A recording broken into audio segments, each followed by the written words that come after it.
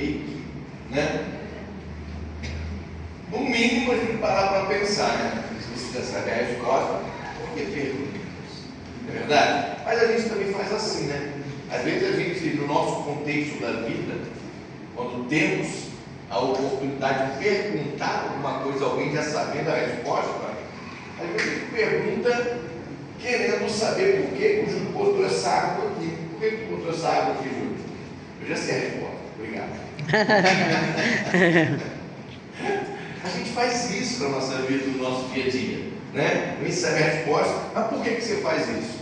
Não é porque você sabe a resposta que você não pergunta, porque você quer que a pessoa se manifeste, você quer que ela reflita sobre a pergunta e responda. E quando a pessoa recebe aquela pergunta, ela reflete na hora de responder aquilo que está sendo perguntado. Então, o que nós vamos trabalhar hoje aqui, queridos, é justamente esse contexto. Se Deus já sabe, por que então ele pergunta?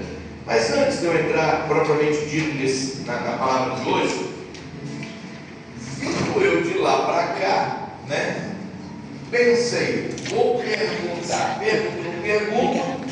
perguntei a mim mesmo e disse, vou perguntar a eles também. E qual é a pergunta que eu quero fazer a vocês? Se por um acaso eu viesse fazer uma proposta, que tipo de proposta? Que tal a gente pegar uma quarta-feira dessa, estou falando isso porque eu sou um camarada preocupado um pouquinho com essa área, para falarmos acerca de doutrinas bíblicas.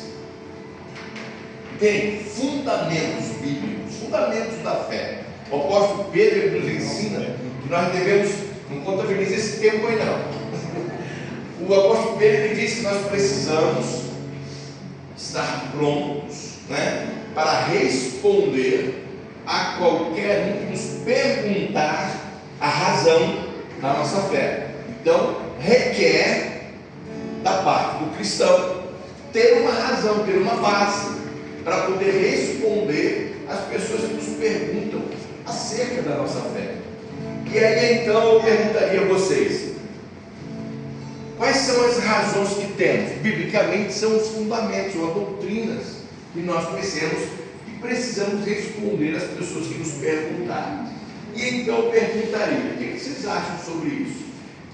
Estou dando um tempinho para vocês pensarem que tipo de doutrinas, né, nós podemos abordar aqui caso venhamos fazer isso. Então vai pensando assim, o que você gostaria que nós falássemos? Vai pensando, eu vou apontar o dedão e você fala. Que tipo de doutrina vocês gostariam que nós abordássemos aqui? Qual seria o assunto? E por que isso vai pensando? Enquanto isso eu estou, né, só alimentando a ideia. Essa semana, Aldo, eu estava conversando acerca da ceia. E eu parei para pensar e fiquei assim, caramba, a nossa ceia é muito rápida. A gente faz a ceia aqui rapidinho, né? Papapum, e todo mundo toma a ceia, come o pão, toma o cálice, e fica. E tem um montão de ensino sobre ceia, sobre a ceia, e não dá para a gente abordar, a gente fala aquela coisa que é trivial, tal. Mas será que a gente conhece realmente os fundamentos da ceia?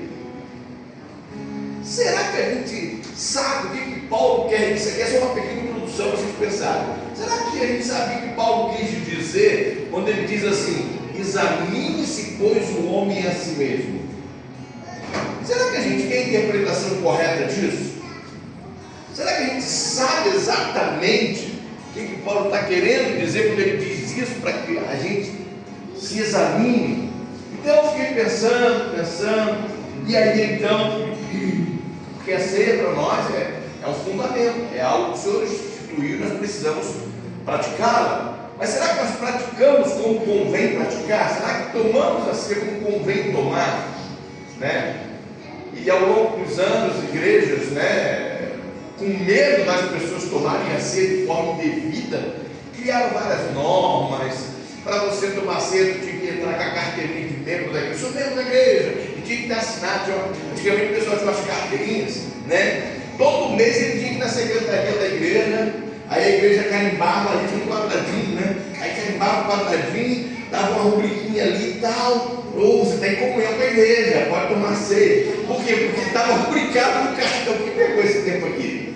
Será que só eu e minha esposa? Né? Ah, não, aí no dia da ceia eu chegava lá e mostrava o cartãozinho. Ó, tá aqui, ó, meu cartão de membro, tá rubricado aqui, ó, o mês de abril. Eu rubriquei na secretaria, então eu estou em comunhão com Deus, com a igreja, eu posso tomar ceia. Era coisas assim nesse nível. Será que é isso mesmo que é o correto? Aí eu pergunto a vocês, será que não seria importante?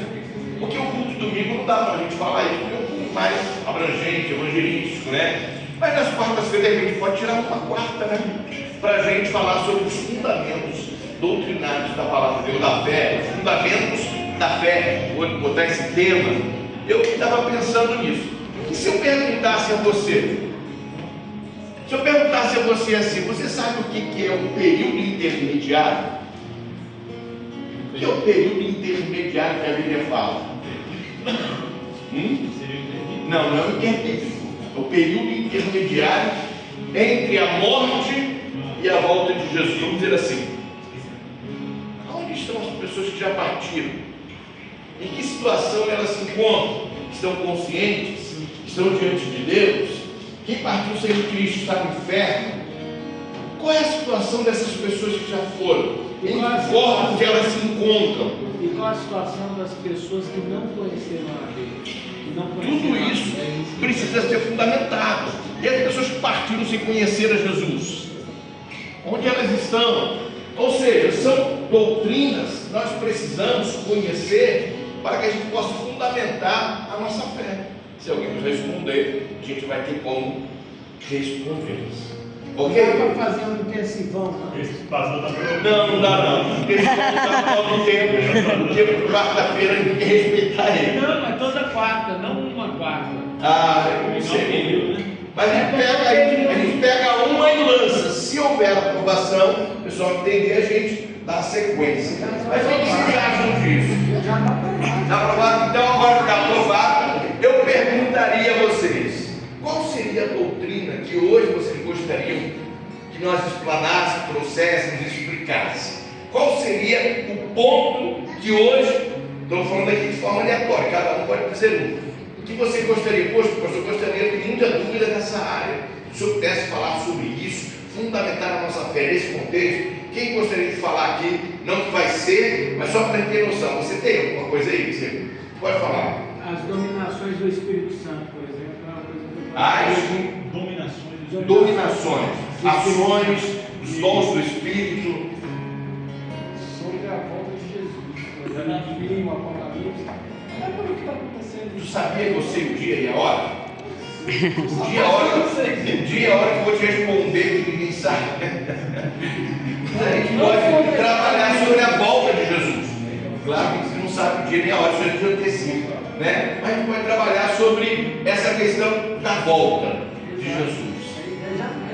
Salvação. Sobre sinais que um negócio que eu aprendi nas igrejas que eu passei, principalmente batista, que, por exemplo, nunca iria dar uma ceia para meu filho porque ele não é batizado. isso. Aqui eu já vejo que eu posso dar uma ceia para meu filho. E aí, Pode ver? E aí? Pode ver? Entendeu? Vou deixar você com essa interrogação. Pode mesmo dar ceia para o teu filho? Sim. Segunda pastora Alice, não é? Estou falando segunda Bíblia, estou brincando. Mas é segunda pastora Alice, capítulo 3, verso 4. Cuidado com a gravação, ó. Não peguei não, só grava pregação. Só pregação. Silvana, só pregação. Isso aqui é só bate-papo entre nós. Entende o que eu estou querendo dizer, gente? Será que eu posso? É pecado a criança tomar ceia? Para tomar ceia tem que ser batizado? Tem que ser. Vocês estão entendendo? Uma coisa que... Aí só para vocês terem noção, fala, Bruno. Então fala, Michele. Uma coisa que eu sempre escutei desde quando a gente entra na igreja é que Deus tem promessas para a nossa vida. Que promessas são essas? Que promessas são essas? Justamente. A gente estava conversando hoje à tarde. É maldição, inveja, olho grande. Isso. Quebra e maldição.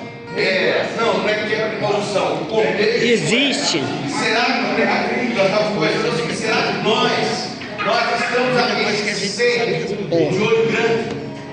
Será que o olho grande pega o crente?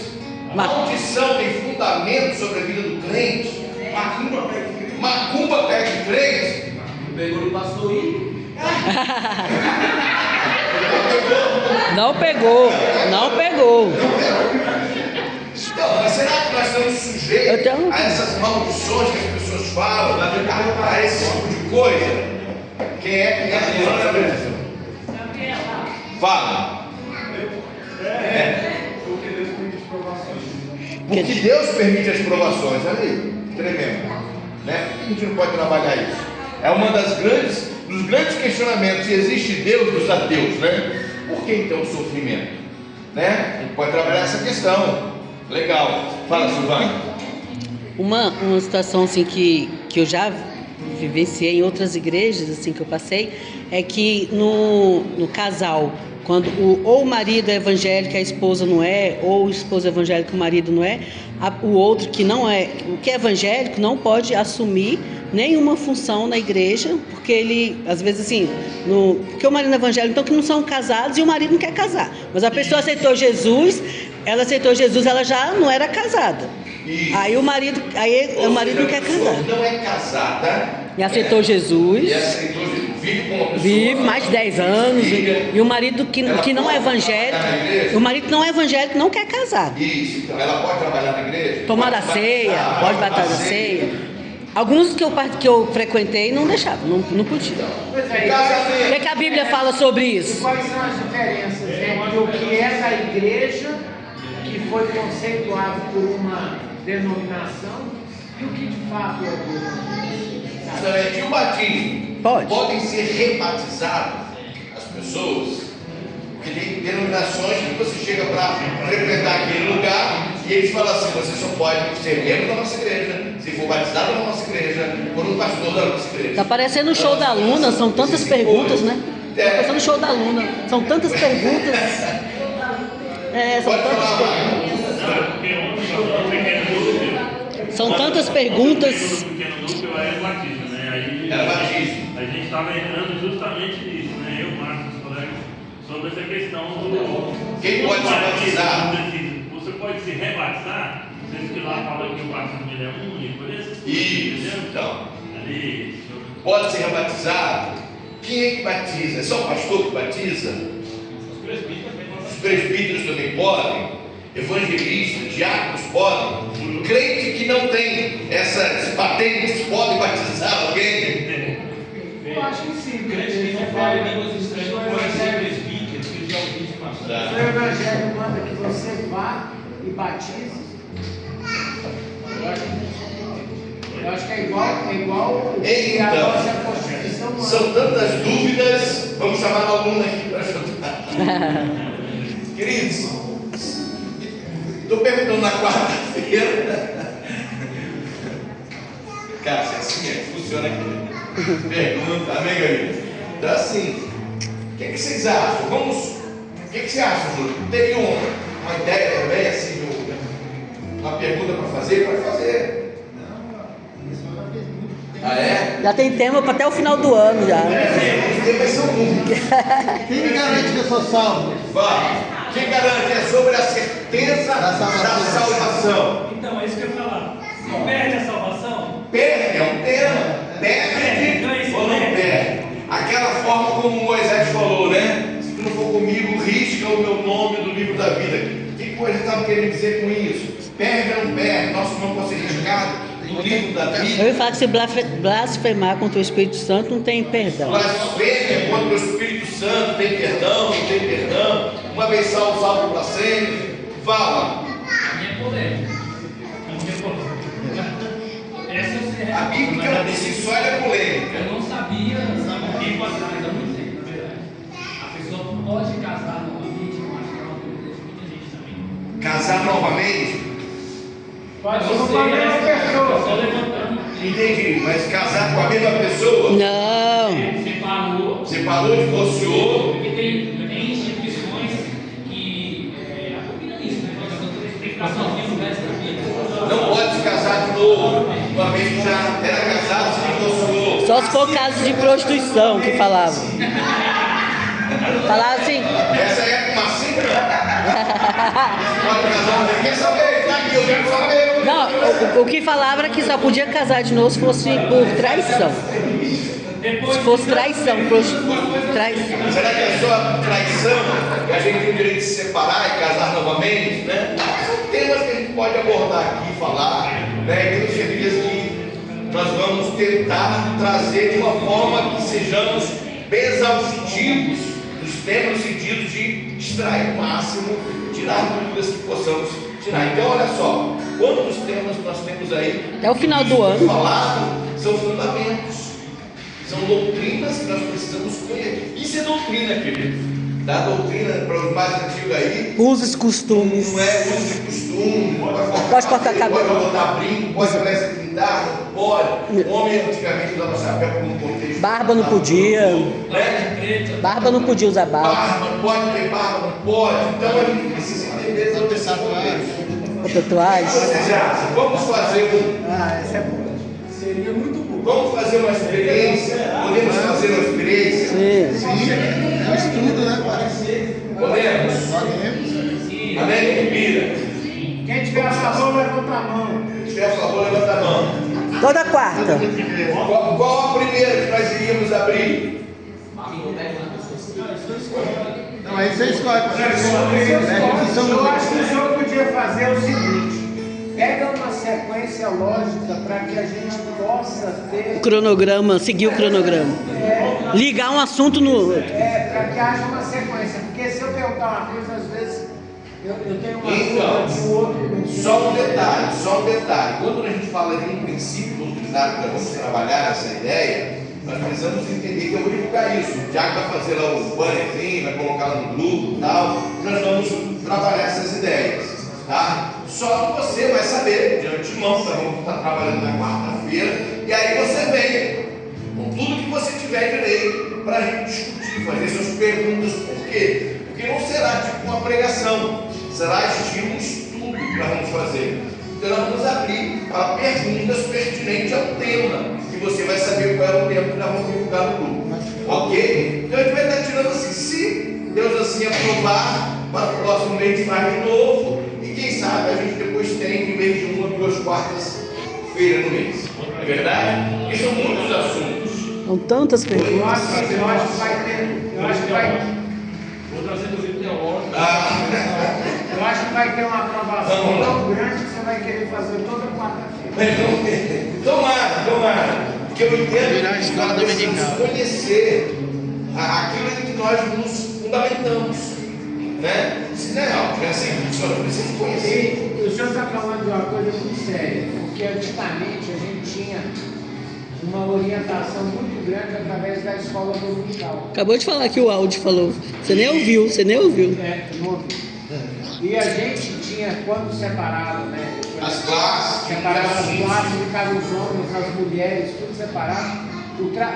As crianças, a gente acabava recebendo uma orientação muito mais elaborada para essa formação. com certeza. E hoje a forma como se realizam os cultos, a gente acaba perdendo essa formação necessária. É porque isso, na verdade, não pode ser trabalhado nos cultos que nós fazemos, que é um culto público evangelístico para alcançar pessoas. Então isso tem que ser realmente uma questão à parte. Foi muito boa essa ideia. Aí a gente pega as quartas-feiras e O Magno. Magno. Amém, glória a Deus. Como é que você falou? O pastor tá o quê? Tomara que a gente tenha realmente fome e sede, é o que diz a Bíblia, né? Da palavra de Deus. O Magno falou que você tá profundo, mas é muito boa essa. O Magno falou que você tá profundo. Muito profundo, muito bom. Nos temas. Muito bom isso aí, excelente. Agora, um dos temas que o pessoal Muito bom. debate bastante é sobre a predestinação, né? É o outro tema também que se fala muito sobre isso. Então, amém, tem a aprovação dos presentes. Sim, aprovado. Então, beleza. Agora sim, pode gravar.